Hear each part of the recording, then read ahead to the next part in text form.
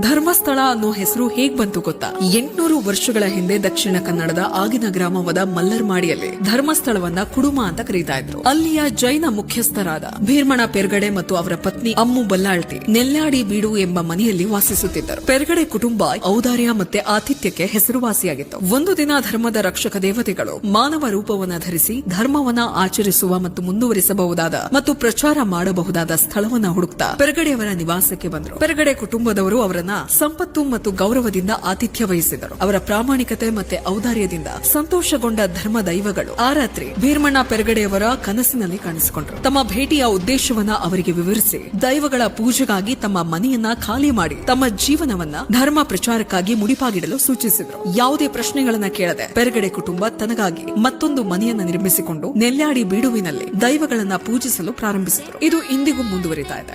ವಿಧಿಯಂತೆ ದೇವಾಲಯವನ್ನ ನಿರ್ಮಿಸಿ ಪೂಜಾ ವಿಧಿಗಳನ್ನ ನಿರ್ವಹಿಸಲು ಬ್ರಾಹ್ಮಣ ಪುರೋಹಿತರನ್ನ ಆಹ್ವಾನಿಸಿದರು. ಪುರೋಹಿತರು ಪೆರ್ಗಡೆಯವರನ್ನ ಸ್ಥಳೀಯ ದೈವಗಳ ಪಕ್ಕದಲ್ಲಿ ಶಿವಲಿಂಗವನ್ನ ಸ್ಥಾಪಿಸಲು ವಿನಂತಿಸಿದರು. ದೈವಗಳು ತಮ್ಮ ಸಾಮಂತ ಅಣ್ಣಪ್ಪ ಸ್ವಾಮಿಯನ್ನು ಮಂಗಳೂರು ಬಳಿಯ ಕದ್ರಿಯಿಂದ ಶಿವಲಿಂಗವನ್ನು ತರಲು ಕಳುಹಿಸಿದರು. ತಂದ ಬಳಿಕ ದೇವಾಲಯವನ್ನ ನಿರ್ಮಿಸಲಾಯಿತು. 16ನೇ ಶತಮಾನದ ಸುಮಾರಿಗೆ ಶ್ರೀ ದೇವರಾಜ ಹೆಗ್ಗಡೆಯವರು ಉಡುಪಿಯ ಶ್ರೀ ವಾದಿರಾಜ ಸ್ವಾಮೀಜಿಗಳನ್ನ ದೇವಾಲಯಕ್ಕೆ ಭೇಟಿ ನೀಡಲು ಆಹ್ವಾನಿಸಿದರು. ಸ್ವಾಮೀಜಿಯವರು ಸಂತೋಷದಿಂದ ಬಂದರು. ಆದ್ರೆ ಮಂಜುನಾಥ ದೇವರ ವಿಗ್ರಹವನ್ನ ವೈದಿಕ ವಿಧಿಗಳ ಪ್ರಕಾರ ಪ್ರತಿಷ್ಠಾಪಿಸದ ಕಾರಣ ಅನ್ನದಾನ ಸ್ವೀಕರಿಸಲು ನಿರಾಕರಿಸಿದರು. ನಂತರ ಶ್ರೀ ಹೆಗ್ಗಡೆಯವರು ಶಿವಲಿಂಗವನ್ನ ಸ್ವತಃ ಪ್ರತಿಷ್ಠಾಪಿಸುವಂತೆ ಸ್ವಾಮೀಜಿಯವರನ್ನ ವಿನಂತಿಸಿಕೊಂಡರು. ವೈದಿಕ ವಿಧಿಗಳ ಆಚರಣೆಯ ಮೂಲಕ ಶಿವಲಿಂಗದ ಪ್ರತಿಷ್ಠಾಪನೆಯಾಗತ್ತೆ. ಹಾಗೆ ಹೆಗ್ಗಡೆಯವರ ದಾನ ಧರ್ಮವನ್ನ ನೋಡಿ ಸಂತೋಷಗೊಂಡ ಸ್ವಾಮೀಜಿಯವರು ಆ ಸ್ಥಳಕ್ಕೆ ಧರ್ಮಸ್ಥಳ ಎಂದು ಹೆಸರಿಸಿದರು. ಕದ್ರಿಯಿಂದ ತಂದಿರುವ ಶಿವಲಿಂಗಕ್ಕೆ ಮಂಜುನಾಥೇಶ್ವರ ಎಂದು ಹೆಸರಿಸಿದರು. ಹೀಗಾಗಿ 800 ವರ್ಷಗಳ ಹಿಂದೆ ಪೆರ್ಗಡೆಯವರು ಸ್ಥಾಪಿಸಿದ ದಾನ ಧಾರ್ಮಿಕ ಸಹಿಷ್ಣುತೆಯ ಬೇರುಗಳನ್ನು